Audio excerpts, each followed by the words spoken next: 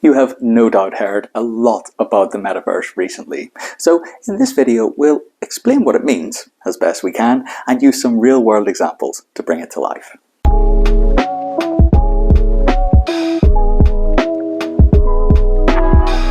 The author Neil Stephenson coined the term Metaverse in his 1992 novel Snow Crash, and that time frame seems fitting. The idea that we could all live virtually is as old as the Macarena. You may recall Second Life, for example. But Facebook has taken a big step by rebranding itself Meta, bringing the notion of a metaverse firmly into the public consciousness.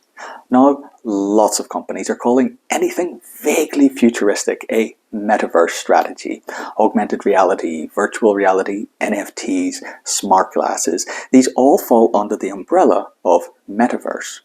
So, how would we even know that we had entered into this virtual world? Well, as it stands, putting on a VR headset and interacting as a digital avatar of yourself seems like a clear-cut metaverse Rubicon.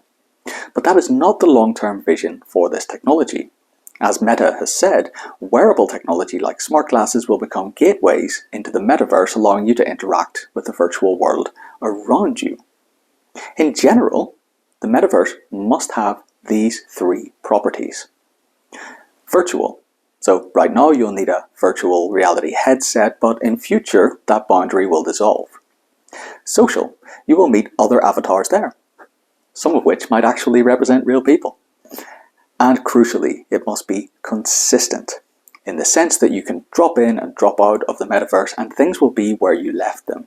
This means you can build over time as you would in a game like Animal Crossing. The metaverse can be thought of as a moment rather than a thing.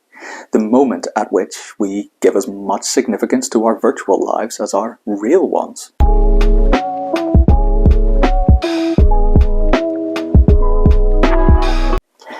Is this image from The Sims, or is it Meta's lavish vision of our high-tech, rocket-powered future? If anyone tries to tell you the metaverse is overwhelmingly complex, then please do show them that image. That's what Meta has spent so much time and money on. And all of this chimes with our main obsessions these days, technology and ourselves, not necessarily in that order of preference. The earliest artworks we know of are cave paintings of animals. There's a sense of wonder, fear and respect in those figures. Here in 2022, we'll create a digital mini-me in a silly hat. That's a facetious point, maybe, but I would argue that if we want to create a true virtual world, we first need to understand what makes our real lives so rich. The metaverse is sometimes called the embodied internet, but if our understanding of what it means to be embodied is limited to the surface of social media filters and funky hats, the metaverse we create will be equally shallow. These avatars don't even have legs, for goodness sake.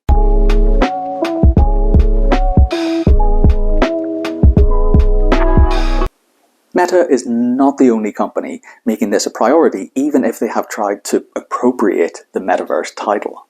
Let's look beyond Meta to see if other companies can make sense of this for us.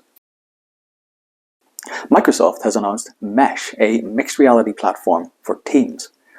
Although if my avatar starts acting up, making that love heart hand symbol, I'll replace him very quickly indeed. Tinder's getting in on the action too. Users will have a little avatar that can buy items using Tinder coins, and there's no way that could go wrong. And Samsung streamed its Unpacked event in Decentraland on February 9th. But Nike is perhaps the most advanced consumer-facing company in this space so far.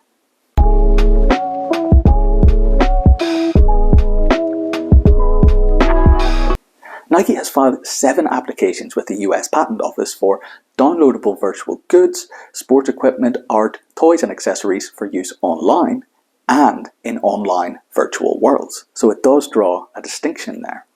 Nike is betting on us living more of our lives digitally and virtually as ourselves.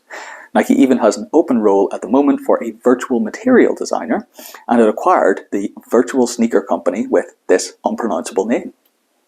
Instead of creating a character in a video game, we will exist in the virtual world, and therefore we will want to put our best foot forward. If that is the case, then the same old biases come into play. we will want the latest symbols of conspicuous consumption, and I can think of little more conspicuous than paying to dress up my own little cartoon. One of the patents that Nike has submitted is for crypto kicks, which are connected to physical sneakers and they can transform into new products in the metaverse.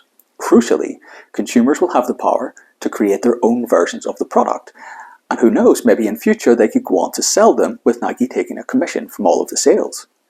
This is another significant transition in the metaverse. Users are creators rather than pure consumers. This also points to another truth about our upcoming virtual world. Where scarcity dictates the economy of the physical world, no such constraints exist in the metaverse. Consumers may purchase a lot more items to mix up their look and may even prefer to do so as environmental concerns increase back down here on planet Earth. The intelligent electronic shoes Nike aims to sell will track user activity, turning these steps into metaverse rewards. Once more, the two worlds impact each other in what will become a symbiotic relationship. Nike can also play a significant role in normalizing the notion of the metaverse itself. We're all wary of Meta, and for good reason. But brands like Nike do have some credibility. If they say the metaverse is a thing, then maybe it is.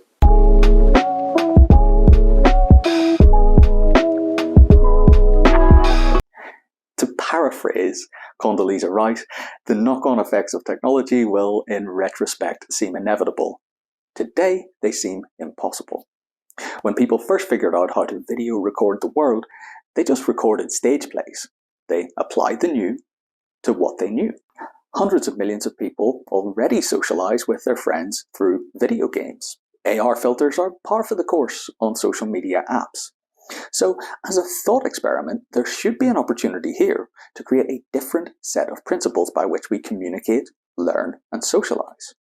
In the way that fiction allows writers to test out ideas, just like the original metaverse concept from Snow Crash, a metaverse could be used to inspire real-world change. But we must also consider the potential damage that could be wrought by the metaverse. Mr. Zuckerberg has done enough damage already with just some photo sharing apps, never mind a whole virtual universe. We should learn from the unintended consequences of the digital age so far before we go blindly into another world of Meta's or any other company's creation.